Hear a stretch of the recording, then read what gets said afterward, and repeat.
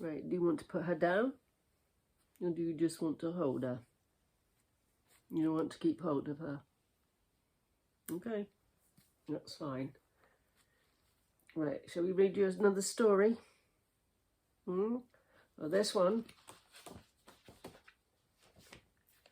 it's the second story in the book, and it's called Little Bear's Dragon. Right.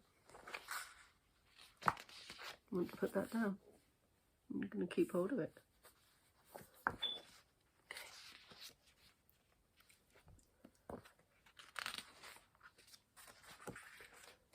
Old Bear was reading a story to Little Bear. It was an exciting story about a dragon who lived in a secret cave. Are there any real dragons? Asked Little Bear as he hid under his blanket. I haven't seen one, said Old Bear, but we could make you a dragon mask if you like. Then you could pretend to be a real dragon.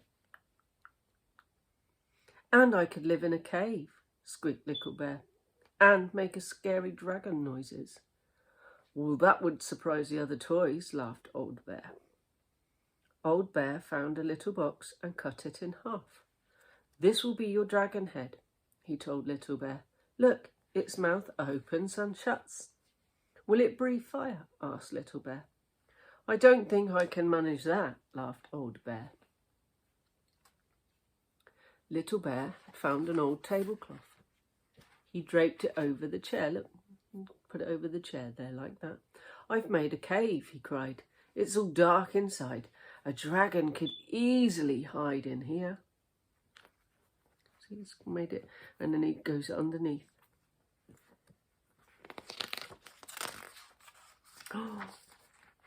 Old Bear had nearly finished the dragon head. He painted it green with fiery orange eyes. It needs some sharp teeth to look really scary, said Little Bear. I'll make it some. No, he's put some cotton reels on the top and painted them. There's his paintbrush, and he's painted the head all green.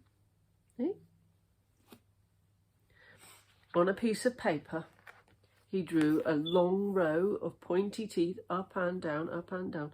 Then he cut them out. Old Bear stuck them in the dragon's mouth and added a piece of ribbon to make a long forked tongue. Now it looks scary, gasped Little Bear, taking a step back. Old Bear lifted the dragon mask and slipped it over Little Bear's head. "Arrrr," said Little Bear as loud as he could. You look like a very fierce dragon now, said Old Bear. I'll just go and find you a tail. Little Bear hurried to his cave to practice his roars. First he did little roars like a baby dragon. Then he tried louder ones to sound more fierce. And finally really big ones. The roaring made him feel quite tired, so he decided to see if there was room for a small dragon to lie down in his cave. And in no time at all, Little Bear had settled down in a corner and fallen fast asleep. Look, he's wearing his dragon head. It does look a bit like a dragon, doesn't he? Does he see that? Looks a bit like a dragon there, doesn't he? Look, and there's his dragon tongue sticking out and his cotton reel head, eyes. And he's in his cave. He was still sleeping when Jolly Tall and Rabbit arrived. Can you hear a sort of breathing noise? Asked Rabbit, gazing around the room. It's coming from in here, said Jolly, peering into the tablecloth cave. Rabbit looked in too, then jumped in surprise. Help, he cried, it's a dragon, quick, run! Jolly galloped towards the door and bumped into Sailor. Bump! Sailor nearly fell over. Run, shouted Jolly, there's a dragon in there. Is it breathing fire? Asked Sailor nervously. Not right now, said Rabbit, but I'm sure it might do any moment. I'll get some water to put its fire out, said Sailor, just in case. Good idea. Dragons are probably frightened of water, said Rabbit. What else are they frightened of? Asked Jolly. Only other dragons, probably, said Rabbit. Bigger ones. Perhaps we could pretend to be a bigger dragon, suggested Jolly. Then the smaller dragon would see the big one, and it would stay in its cave. And not breathe fire on us, cried Rabbit. Jolly and Rabbit hurried away to make a dragon costume. Sailor returned to bravely guard the cave. Look, he's got the buckets of water. Oh, look at that. He was still waiting there when Old Bear called to him. Have you seen Little Bear? He asked. Or is he still in the cave? Before Sailor could reply, there was a huge roar, and he went into the room and marched a big green dragon with a long yellow neck.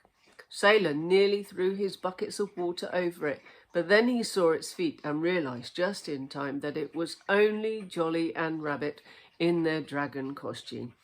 Quick, he called. Old Bear says Little Bear is in the cave. The dragon must have captured him. We'll save him, cried Jolly. Before Old Bear could explain, Sailor joined the others in the dragon suit, and the 8-legged monster rushed towards the cave, roaring and stomping its feet. That's a good costume, isn't it? It suits Jolly Tall really good. And Jolly Tall looks really good as a dragon. What's all the noise? Cried Little Bear Dragon as he staggered sleepily out of the tablecloth cave. He saw the fierce big dragon.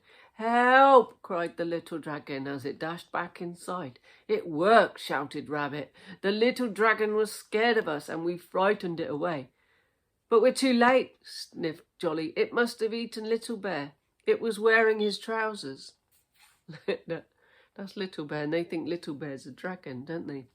Look at the big dragon. Look, they look really good as the big dragon, don't they?